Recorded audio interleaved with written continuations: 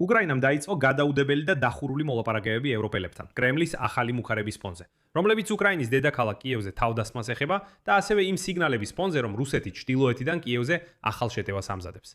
მოხსენებულია, რომ უკრაინის მთავარი მომლაპარაკებელი და ეროვნული უსაფრთხოებისა და თავდაცვის საბჭოს მდივანი რუსთემ უმეროვი გუშინ სასწრაფოდ ჩავიდა ბერლინში მოლაპარაკებებისთვის. ამ ფონზე, როდესაც რუსეთმა უცხოელ დიპლომატებს კიევის დატოვება ურჩია დაგეგმილი ავიადართმების გამო, ამავე დროს ბელარუსმა უკრაინა დაადანაშაულა უკრაინული უპილოტო აპარატების რეგულარულ შეღწევაში მათ ტერიტორიაზე. მათი თქმით, მხოლოდ გასულ კვირაში 100-ზე მეტი უპილოტო აპარატი ბელარუსში შევიდა. ექსპერტები ამას უკვე აგრესიისთვის საბაბის პოვნას ან საზღვარზე ჯარების კონცენტრაციის გაზრდის მცდელობად აფასებენ. ამასთან არის დაკავშირებული ფრანგი პრეზიდენტის ემანუელ მაკრონის და ბელარუსის დიქტატორის ალექსანდრ პუტინის ბოლო სატელეფონო საუბარიც. მაგრამ არსებობს თუ არა რეალური საფრთხე ბელარუსიდან კიევზე შეტევის? და რატომ ატარებენ უკრაინა და ევროპა სასწრაფოდ დახურულ მოლაპარაკებებს სინამდვილეში? ამ კითხვებზე ჩვენ გიპასუხებთ ამ გამოშვებაში. ჩემი სახელი ალექსეი პეჩი, მოდით ერთად გამიხილოთ ეს თემა. მაგრამ სანამ დავიწყებთ, გთხოვთ გამოიწეროთ ეს არხი, დაალაიქოთ ეს გამოშვება, დაწეროთ ნებისმიერი კომენტარი ამ ვიდეოს ქვეშ და გამოიწეროთ ჩემი Telegram არხი Pechi News. ბული მასზე მოცემულია ამ ვიდეოს აღწერაში. და მეგობრებო, თუ გამოშვების ბოლოს ჩათვლით, რომ ეს ვიდეო საინტერესო და სასარგებლო იყო, მადლობელი ვიქნები თუ ამ YouTube არხის მუშაობას მხარს დაუჭერთ ნებისმიერი დონატის საშუალებით, ბმულებითა და რეკვიზიტებით, რომლებიც მითითებულია ამ ვიდეოს აღწერაში, ან თქვენს ეკრანებზე მოცემული QR კოდით.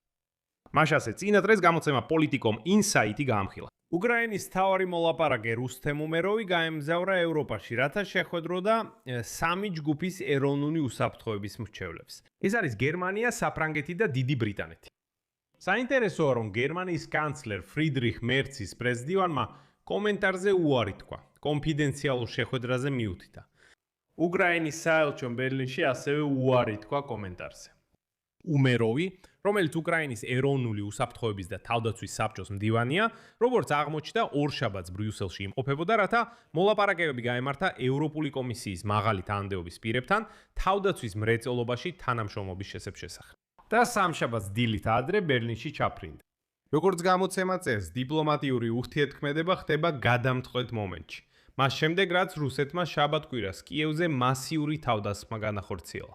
და შემდგომი თანმიმდევრული და სისტემური დარტყმებით დაიმუქრა. გახსენებთ, რომ რუსეთის საგარეო საქმეთა სამინისტრომ დიპლომატებსა და უცხო ქვეყნის მოქალაქეებს მოუწოდა, რაც შეიძლება მალე დატოვონ კიევი. იმ დროს, როცა ევროკავშირის ელჩმა უკრაინაში ეს მოთხოვნა უარყო და განაცხადა, ციტატა: "ჩვენ ვრჩებით კიევში, ჩვენ ვრჩებით უკრაინასთან." სხვათა შორის ამ თემაზე უფრო დეტალურად წინა გამოშვებაში ვისაუბრე, სადაც ამერიკელებმაც და ევროპელებმაც ფაქტობრივად თქვეს: "რუსებო, ვის აშინებთ? თქვენი დაშინებები არ მუშაობს. ის რაც გააგზავნეთ, მოусმინეთ, უბრალოდ დამალეთ თავი და საერთოდ არ გამოჩნდეთ." აქ ჩნდება საინტერესო მომენტი. რატომ გადაწყვიტა უმეროვმა ესაუბრა სწორედ ევროპელებთან, თანაც ასეთ დახურულ ფორმატში. აშშ-ში სახელმწიფო მდივანმა მარკო რუბიომ უკვე პარასკევს განაცხადა, რომ ამერიკამ უარი თქვა უკრაინის საკითხზე სამშვიდობო მოლაპარაკებებზე, რომლებიც ის ამ დროის განმავლობაში აწარმოებდა.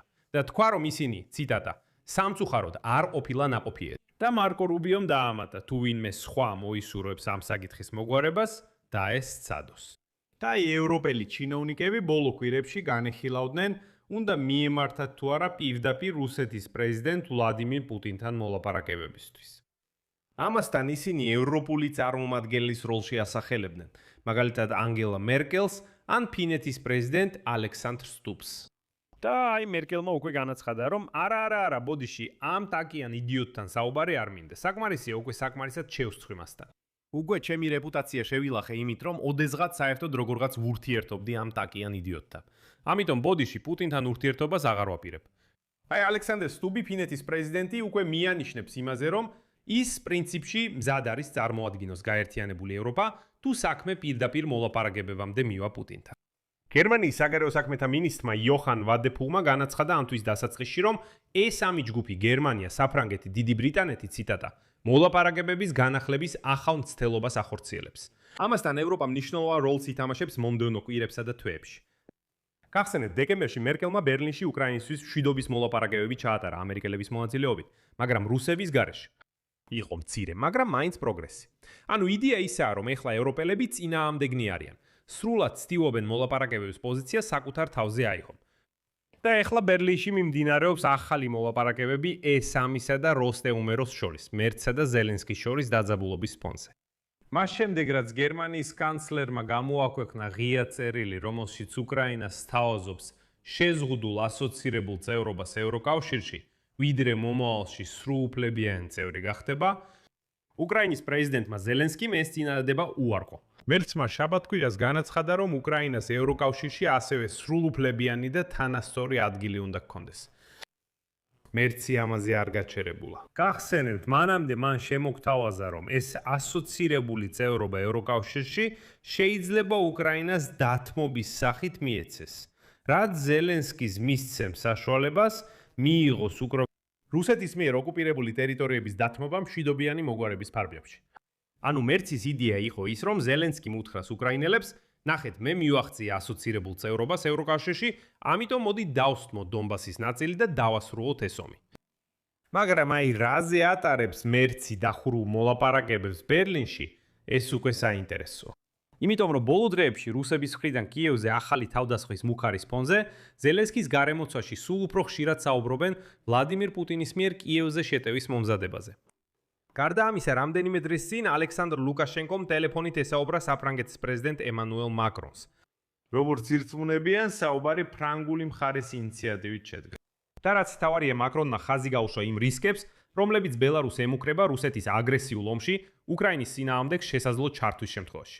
ანუ ფაქტობრივად ფრანგებმა გააფრთხილეს ლუკაშენკო, რომ მოусმინე შენთვის უკეთესი იქნება ამ ომში არ ჩაერიო. მაგრამ მოდით ასე ვთქვათ, ნამდვილად მზად არის ბელარუსი ომში ჩაერთოს და თან კიევზე შეტევა დაიწყოს? აი ეს მნიშვნელოვანია. დღეს ბელარუსის უსაფრთხოების საბჭოს სახელმწიფო მდივანმა ალექსანდრ ვოლფოვიჩმა განაცხადა, რომ უკრაინული უპილოტო აპარატები რეგულარულად იჭრებიან ბელარუსის ტერიტორიაზე. მისი თქმით, მხოლოდ გასულ კვირაში ასეთი 116 ინციდენტი მოხდა. თითქოს 116 უპილოტო აპარატი უკრაინის ტერიტორიიდან ბელარუსში შევიდა. ამაზე სხვათა შორის უკრაინის სასაზღვრო სამსახურში განაცხადეს ციტატა: რამდენი მოთმინება იყო საჭირო, რომ ასეთი მასშტაბური უკრაინული პროვოკაციების შესახებ დუმილი შეგვენარჩუნებინა. ეს აბსურდია. დამეთანხმეთ, ეს უცნაურია თუ ის აცხადებს, რომ 116 დრონი შევიდა, მაშინ რატომ ჩუმად იყო აქამდე? ამასთან დაკავშირებით უბრალოდ მოკლედ მინდა მოგაწოდოთ კონსტანტინე მაშევცის ახალი ანალიტიკა ბელარუსის შესახებ. რადგან ის წლებია ყველაზე ზუსტ ინფორმაციას გვაწვდის, ასე რომ აქ ანალიზი ნამდვილად სიღრმისეულია. და თუ ორ სიტყვაში ვიტყვით, სიტუაცია ასეთია. ამ წუთას საზღვარზე სიმშვიდეა. ბელარუსის მხრიდან არანაირი შეტევითი დაჯგუფება არ არსებობს. ბელარუსები უბრალოდ იცავენ საზღვარს დაახლოებით 35,000 კაცის ძალებით. დიახ, ბელარუსებს და რუსეთს აქვთ შექმნილი ერთობლივი დაჯგუფება. ყველა გეგმა და განლაგების სქემა უკვე დიდი ხანია გაწერილია და მზადაა. მაგრამ პრაქტიკაში ამ ეტაპზე ყველა ეს საუბარი კიევის ახალი შტურმის შესახებ უბრალოდ დაშინება. რეალურად რომ ჩრდილოეთიდან წავიდნენ, როგორც რუსეთს, ისე ბელარუსს სჭირდება ახალი მასშტაბური მობილიზაციის ტალღა. ბელარუსის არმია თავისთავად არაფერზე სერიოზული არ არის. მაქსიმუმი რაც მათ შეუძლიათ, რა თქმა უნდა, არის რამდენიმე უკრაინულ სოფელში საზღვართან ახლოს შესვლა და იქ მცირე პლაცდარმის აღება. რა თქმა უნდა, კრემლისთვის ბელარუსის ომში ჩართვა ნამდვილი საჩუქარი იქნებოდა. რადგან ნებისმიერ შემთხვევაში ეს უკრაინას აიძულებდა რეზერვების გამოყვანას და თავდაცვის გადახედვას. მაგრამ აქ არის უზარმაზარი პრობლემა უზრუნველყოფასთან დაკავშირებით. რუსეთმა სრულმასშტაბიანი ომის წლებში, მოდით ვიყოთ გულწრფელები, ბელარუსიდან თითქმის მთელი ტექნიკა და ჭურვები წაიღო. მართლა ასეა, რამდენი ინფორმაცია იყო იმაზე, რომ ისინი იქიდან გადაიტანეს. ასე რომ საბოლოოდ სტრატეგიული აზრი ბელარუსის დამოუკიდებელ შეტევაში კიევზე ნულოვანია. კრემლი ახლა უბრალოდ იყენებს ამ თემას, რომ ფსიქოლოგიურად ზეწოლა მოახდინოს უკრაინელებზე და სცადოს ჩვენი რეზერვების გადატანა. ორივე ქვეყანაში დიდი მობილიზაციის გარეშე, როგორც ჩვენი მაშევეცი ამბობს, ჩრდილოეთიდან რეალური დარტყმა არ იქნება. აქ მრავალ წერტილს დავსვამ. თქვენი აზრი და დასკვნები დაწერეთ ამ გამოშვების კომენტარებში. გამოიწერეთ ეს YouTube არხი და ლაიქეთ და დააჭირეთ ზარს, რომ არ გამოტოვოთ ახალი გამოშვებები. თუ გსურთ ამ YouTube არხის მუშაობის მხარდაჭერა, შეგიძლიათ ფინანსურად დაეხმაროთ ნებისმიერი დონატით ამ ვიდეოს აღწერაში მოცემულ ბულიმულებისა და რეკვიზიტების საშუალებით. და კიდევ გადახედეთ აღწერას, იქ თქვენთვის პატარა სიურპრიზი მაქვს, განსაკუთრებით მათთვის, ვისაც უცხო ენების შესწავლა სურს. ამით დასრულდა, იზრუნეთ საკუთარ თავზე, ყველას მშვიდობით.